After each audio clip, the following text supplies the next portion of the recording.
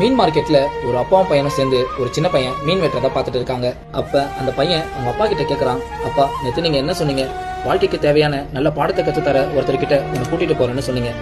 நான் கூட உங்க ஃப்ரெண்ட் நல்லா படிச்சிருக்காரு, அவர்கிட்ட தான் கூட்டிட்டு போறீங்கன்னு நினைச்சேன்.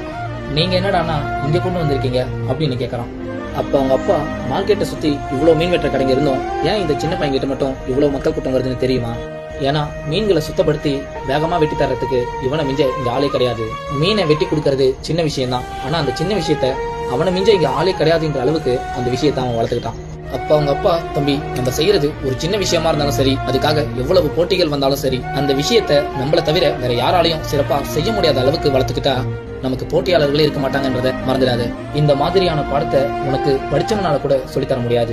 இந்த மீன் வெட்டுற பையனை மாதிரி வாழ்க்கையில போராடி கஷ்டப்படுறவங்க கிட்ட தான் இந்த மாதிரியான வாழ்க்கைக்கு தேவையான முக்கியமான பாடத்தெல்லாம் கத்துக்க முடியும். இந்த குட்டி ஸ்டோரி பிடிச்சிருந்தா மறக்காம ஒரு லைக் பண்ணுங்க.